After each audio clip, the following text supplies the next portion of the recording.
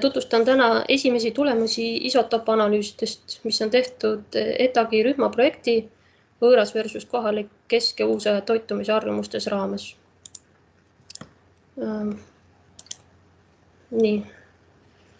Juttu tuleb nii loomade kui inimluudel tehtud analüüsidest, kuigi rõhk on eelkõige inimeste tulemustel. Käesoleva projekti raames on analüüsitud nii süsinikku, lämmastikku kui ka väävli stabiilseid isotoope, et rekonstrueerida kesk- ja varauusaegsete inimeste toidulauda ning saada aimu importkaupade, eriti mereliste saaduste levikust ja tähtsusest nii linna kui maarahva hulgas. Süsiniku isotoopide suhe, delta 13C, on selleks hea indikaator, sest võimaldab eristada valdavalt merelist toitumist valdavalt maisest. Lämmastiku isotoopide suhe, delta 15N, kasvab iga toiduahela astmega, seega on selle näitajaga võimalik eristada taimtoidulisi loomi kiskjatest. Ja kuna merelised toiduahelad on tavaliselt pikemad kui maised, kuuluvad kõige kõrgemad lämmastikuväärtused just merelise toidu tarbijatele. Ja lõpuks on mulle teadaolevalt esmakordselt Eesti arheoloogilisel luumaterjalil analüüsitud ka väävli stabiilseid isotoope, mis on märgitud kui delta 34S. Ja see siis võimaldab saada aimu isendi päritolust, sealhulgas eristada merelist maisest ning teoreetiliselt ka kohalikku võõrast. Kuigi projekti eesmärgiks on saada laiem geograafiline ülevaate kohalikest trendidest, keskenduvad siis need esimesed tulemused valdavalt Tallinnale ja tänase ettekande fookus on seetõttu Põhja-Eestil. Nii. Kirjalike allikate põhjal koosnes siis keskaegse inimese toidulaud 3 põhikomponendist, milleks olid leib, liha ja kala. Need komponendid olid tõenäoliselt samad nii lihtrahva kui kõrgklassi jaoks, ainult et viimased tarbisid kvaliteetsemat ja eksootilisemat toodangut. Aadlikud nautisid ka juustu, ulukiliha, veini, viinamarju, mandleid, vürtse ja muud taolist. Seevastu lihtrahvas täiendas oma toidulauda juurviljadega, näiteks hernes, porgand, kapsas, hapendatud piimatoodetega ja võiga. Ajalooliste dokumentide põhjal olid peamisteks impordiartikliteks nii linnades kui maapiirkondades sool ja heeringas. Kala oli üldse oluline toiduaine, olles populaarne ja taskukohane ka lihtrahva jaoks ning oma saadlike ja vaimulike hulgas erilist tähtsust just paastuaegadel, mil liha tarbimine oli keelatud. Lisaks heeringale on keskaegse Tallinna kultuurkihist teada ka paljusid teisi kalaliike, näiteks tursk, ahven, lest, haug, siig, lätikas ja särg. Kalu kasvatati ka linnale kuuluvates vallikraavides, kuigi arheoloogilises materjalis on neid keeruline eristada. Ja Tallinnast on teada ka väga suuri tursaluid, mis olid tõenäoliselt imporditud kaugemalt avamerelt, Põhjamere kandist. Nii, ja veel enne, kui ma tutvustan käesolevaid tulemusi, peatun põgusalt ühel uurimusel, mis oli tegelikult esimene sedasorti, kus uuriti siis keskaegse Tallinnaste toitumist läbi isotoopanalüüside. Selles artiklis, mille peaautoriks oli siis Emma Lightfoot, vaatleti kokku 14 indiviidi erinevatest matusekohtadest. Nende hulgas oli siis Sulevimäe kalmistu, dominiiklaste Katariina kirik, Püha Vaimu kirikuaed, Santa Barbara kalmistu, Kaberla küla kalmistu ja lisaks siis olid võetud ka mõned loomaluud Tartu maantee 1 kaevamistelt Tallinnast. Ja selle artikli siis järeldati, et Katariina kiriku 2 indiviidi, mis on graafikul siin, olid siis tõenäoliselt kõrgklassi kuuluvad migrandid, kas kaupmehed või mungad, kes olid tulnud väljaspoolt Eestit, kelle menüüsse kuulusid kindlasti ka mereannid. Ja ülejäänud analüüsitud isikute tulemused viitasid valdavalt siis maise päritoluga toidulauale, kuid nende proovide vähesuse tõttu oli siis laiemate trendide vaatlemine raskendatud. Ja nüüd siis käesoleva projektiga on siis märgatavalt laiendatud valimi suurust, et täpsemalt vaadelda linna ja maarahva vahelisi erinevusi ning tuvastada toitumisalaseid mustreid. Et kõigepealt on siin siis valimus Püha Barbara või Santa Barbara kalmistu, sealt on võetud siis proovid 30 luustikult. See kalmistu oli kasutuses 14. kuni 18. sajandini peamiselt alamklassi lihtrahva matusepaigana, aga sinna maati ka 17. ja 18. sajandi katkuperioodidel. Kuigi siia valimisse sai sisse võetud matused, mis aruande järgi kuulusid kalmistu varasemasse etappi, see on siis 14. kuni 16. sajand, siis võivad osad neist pärineda ka hilisemast perioodist, sest kahest välja valitud matusest tehtud dateeringuid jäid mõlemad vahemikku 15. kuni 17. sajand. Siis on teine võrdluskoht on siis Kaberla külakalmistu, kust on 29 proovi ja see oli kasutusel 13. sajandist 17. Ja selle 29 hulgas on siis päris palju rikkalikke hilisrauaajale tüüpiliste panustega matuseid, aga on ka ilma panusteta matuseid, mis olid sängitatud kristlike kommete järgi. Ja loomaluid on siis analüüsitud 3 keskaegsest leiukohast Tallinnas. Sauna tänav vanalinnas, siis Vabaduse väljaku platsilt, mis jääb otse omaaegse linnamüüri taha, on praktiliselt üle tee siis Barbara kalmistust. Barbara kalmistu jäi kuskile siia. Ja lõpuks ka hiljuti kaevatud Jahu tänav Kalamajas Põhja-Tallinnas, mida esialgsete tõlgenduste kohaselt peetakse siis 15. sajandi linlaste prügimäeks. Ja loomade hulgas on siis esindatud peamised kariloomad, lehm, lammas, kits ja siga. Ja võrdluseks on siis kaasatud ka üks põder ja 2 Jahu tänavat leitud hülgeluud. Nii, ja siin on siis tulemused inim- ja loomaluude süsiniku ja lämmastiku isotopväärtused. Süsinik on siin horisontaalsel teljel, lämmastik vertikaalsel teljel. Esimese asjana on kohe näha, et kuigi 2 matusepaigast võeti sama hulk proove, on Santa Barbara valim palju laiema ulatusega kui Kaberla ja Kaberla isotopväärtused varieeruvad märksa vähem.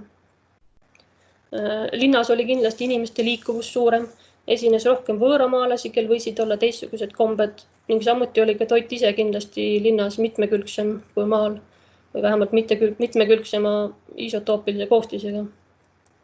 Ja üldiselt võib öelda, et 2 selle grupi, 2 kalmistu keskmised isotopväärtused on võrdlemisi sarnased, kuigi statistiliselt on Santa Barbara valimil oluliselt kõrgemad lämmastikuväärtused kui Kaberlas, mis siis viitab sellele, et linnaelanikud ilmselt võisid tarbida rohkem loomseid valke, nende hulgas kala, võrreldes siis Kaberla elanikega. Ja kõik analüüsitud indiviidid olid täiskasvanud ja sealjuures ei olnud mingeid statistilisi erinevusi meeste ja naiste vahel. Ja samuti ei olnud näha ka mingeid seoseid isotopkoostise ja maetute vanuse või siis panuste olemasolu vahel. Ehk siis need matused, mis olid maetud panustega, ei erinenud väga nendest, mis olid maetud ilma panustega. Ja siin selles Santa Barbara valimis on ka 2 nii-öelda võõrväärtust. Üks neist siin sarnanes oma isotopväärtustelt koduloomadega ja seega võis olla tegu valdavalt taimtoidulise isikuga.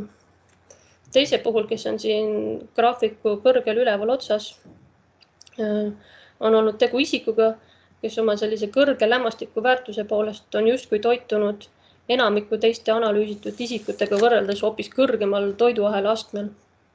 Et kui taimtoidulised loomad on meil siin, see on 1 aste, siis segatoimtoidulised loomad on järgmine aste ja see kattub osaliselt ka inimestega. Siis tavaliselt see järgmine aste olekski kiskjad, see tähendab siis valdavad loomtoidulised. Ja selle isiku puhul ongi siis kõige tõenäoliseks seletuseks see, et tema toidus oli väga suur loomsete valkude osakaal.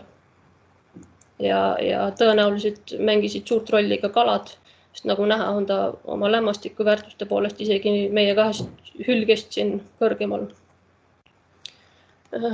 Ja selle isiku puhul, ma arvan, võib üsna kindlalt oletada, et ta oli kõrgklassi esindaja, kelle toidulaud siis erines suuresti sellise lihtinimese omast. Ja see oletus saab kinnitust, kui võrrelda neid käesolevaid tulemusi Lightfooti ja kolleegide omadega. Nii, ja siia ma olen siis lisanud need ülejäänud Tallinna materjalil tehtud analüüsid, mida ma eelnevalt põgusalt tutvustasin. Ja nagu näha, on siis see Santa Barbara võõrväärtus isegi kõrgem lämmastiku poolest kui need dominiiklaste Katariina kiriku indiviidid. Ja nende Katariina kiriku puhul oli päris hästi nad ära tõestanud või põhjendanud, et miks need isikud olid kõrgklassi kuuluvad. Ja samuti võib siit näha, et ülejäänud need varasemalt analüüsitud indiviidid jäävad kõik umbes samasse vahemikku kui käesoleva uurimuse enamus. Ehk siis võib tõdeda, et keskaegselt Tallinnas see kesk- ja alamklass ei eristunud üksteisest nii hästi, kui eristus kõrgklass ülejäänutest. Ja tegelikult nende inimeste tulemuste tõlgendamise seisukohast oleks üldse parem, kui võrrelda mitte üksikuid loomi ja inimesi, vaid siis liikide ja gruppide keskmisi tulemusi. Et siin on siis ära toodud need samad tulemused, aga nad on esitatud rühmade keskmistena ja ristidega on siis ära märgitud ühe standardhälbe ulatus. Ja lisaks siis projektis uuritud proovidele olen siia graafikule jätnud ka need Katariina kiriku 2 indiviidi, et jääks nagu silme ette see kõrgklassile omane isotoopsignaal. Ja samuti on siin juurde võetud samas Lightfooti artiklis analüüsitud lehma ja kitselammaste luud, mis on siis lisatud minu uuritud tulemustele. Ja ühe teise uuringu raames Tallinnast analüüsitud tursaluud. Ja need tursaluud olid tõenäoliselt imporditud Põhjamerest. Ja siis see vahemik, kus nad siin graafikul on väga tüüpiline avamere kaladele ja mereloomadele. Ja et kaetud oleks kõik potentsiaalsed toiduallikud. Toiduallikad on võrdlusse võetud ka Tartust pärit keskaegsed mageveekalad, täpsemalt siis haugiluud siin. Ja Poolast ja Uppsalast analüüsitud tursaluud, mis on siis eeldavasti kohalikku päritolu. Ja et kuna Läänemeri on riimveeline veekogu, kus magevesi seguneb soolase veega, siis siin Läänemeres on ka nende mereelukate isotoopväärtused palju lähedasemad magevee omadele, et neil ei ole seda puhast avamere isotoopsignaali. Ja heeringut küll otseselt siin graafikul ei ole, aga võib oletada, et see kohalikult püütud heeringas on siis sarnane kohalikele turskadele ja Põhjamerega sama, et see Põhjamere heeringas on ka sarnane Põhjamere turskadele. Ja et nagu võis oodata, siis need loomade tulemused eristuvad väga selgelt, et loomade puhul eristuvad väga selgelt siin maised toitujad ja merelised toitujad. Ja koduloomad ja põder jäävad siis kõik üsna kitsasse vahemikku siin süsinikuskaalal. Ja nende lämmastiku väärtused varieeruvad üsna palju, kuid jäävad siiski enamasti madalamaks kui inimeste omad. Ja sigadel, sead on meil siin, sigadel on koduloomadest kõige kõrgemad lämmastiku isotoopväärtused, mis on aga igati ootuspärane, arvestades, et sead on segatoidulised. Ja ka neid sigasid söödeti suure tõenäosusega vähemalt osaliselt loomsete produktidega, näiteks siis toidujääkidega. Ja inimeste süsinikuväärtused seisavad siis eraldi koduloomadest, jäädes selle maise ja merelise vahemiku siia keskele. Ja kui nüüd vaadata selliseid potentsiaalseid merelise toiduallikaid, siis on nagu näha, et see valik on üsna kirju. Et meil on siin mageveekalad on siin hoopis teises siin graafiku otsas. Siin on meil need hülged, siin on Läänemere kalad ja siin siis kõige kaugemal graafiku otsas on need Põhjamerest püütud kalad. Ja enamikule lihtrahva esindajatele Santa Barbara ja Kaberla kalmistutelt tundub, et jäävadki nagu kõige lähemale just mageveekalad ja kohalikest vetest püütud merekalad. Ja kusjuures on igati võimalik, et mõlemaid neid kalagruppe või liike tarbiti sarnastes kogustes, mille tagajärel on või siis need kahe grupi vastandlikud väärtused sisuliselt üksteist ära nullida. Ja see on nagu üks tõlgendus sellele, et kuidas need inimeste tulemus sai selline, nagu ta on. Ja käesolevatele andmetele tuginedes võib oletada, et kõrgklass, et nemad siis kas tarbisid proportsionaalsemalt rohkem mereande kui lihtrahvas või oli tarbimine umbes samades kogustes, aga nad eelistasid siis imporditud merekalu, mis omakorda siis suurendasid selle eliidi süsiniku ja lämmastiku väärtusi võrreldes nii-öelda lihtrahvaga. Nii et seda pilti veel kirjumaks ajada, olen ma siia lõpuks lisanud võrdlusse ka mõned teised Põhja-Eesti matustel tehtud isotoopanalüüsid. Et siin on meil Kukruse kalmistu 12.–13. sajandist Siin on pronksiaegne Muuksi ja 2 varajase pronksiaja matust Narva jõe äärest. Ja siit on üsna ilmne, et süsiniku keskmine isotoopkoostis on nende perioodide vahel muutunud. Seega on toimunud reaalne muutus toitumises. Ja me teame arheozooloogilistest allikatest, et enne keskaega tarbiti Eesti alal valdavalt mageveekalu ja merekalade tarbimine sõi õige hoo sisse alles keskajal. Ja käesolev graafik näib seda trendi igati toetavat, sest keskaegsed inimesed on nihkunud rohkem siia merelisse suunda. Nii, ja lõpuks ma peatun põgusalt ka väävli isotoopanalüüside tulemustel. Kahjuks ei ole väävli puhul meil võtta nii head võrdlusmaterjali, seega peab antud tulemusi vaatama võrdlemisi kitsas kontekstis ja see omakorda raskendab nende tõlgendamist. Et ma olen siin väävli tulemused pannud graafikule koos seesama lämmastikuga, on see, et väävel jookseb siin all horisontaalsel teljel. Et antud juhul on näha, et väävli analüüsidega saab Eesti kontekstist hästi eristada merelisi ja maiseid loomi. Kuigi nende maiste loomade puhul on sedavõrd lai tulemuste vahemik natuke üllatav. Et tavaliselt peetakse ühes piirkonnas elavatel ja toituvatel isenditel normaalseks kõikumiseks umbes 5 promilli, mis oleks umbes selline vahemik siin. Et ka inimeste puhul on näha päris laia ulatust, mis justkui viitaks suure hulga mitte kohalike olemasolule. Et Santa Barbara puhul võib see olla justkui nagu mõeldav, aga Kaberla küla puhul pigem ebatõenäoline. Et kui me näiteks nüüd oletame, et enamik Kaberla külaelanikke olid kohalikku päritolu, siis me võime võtta Kaberla keskmise väävli isotoopväärtuse ja +/–1 standardhälve ja saadud vahemik võiks siis suure tõenäosusega esindada nii-öelda väävli kohalikku baasjoont. Et see vahemik olekski siin umbes mingi 5-6 promilli. Ja siia vahemikku jääksid nii suur osa analüüsitud isikutest kui ka näiteks see põder meil ja see põder võis ju ka kõigi eelduste kohaselt olla ikkagi kohalikku päritolu. Nii, ja sellest vahemikust kõrgemad väärtused, kusjuures valdavalt just Santa Barbara maetute omad, võivad olla mõjutatud merelise toidu söömisest või siis kariloomade puhul annab sarnase efekti ka siis, kui loomi karjatatakse rannaniitudel, kuhu on ulatunud merepritsmed. Ja inimeste puhul on näha, et on olemas selline nõrk korrelatsioon väävli ja lämmastiku vahel. See tähendab, et kõrgema väävliväärtusega isikutel on tihtipeale ka kõrgemad lämmastikuväärtused. Ja see siis toetab seda tõlgendust, et kõrge lämmastikuväärtusega isikud tarbisid rohkem merelisi toite.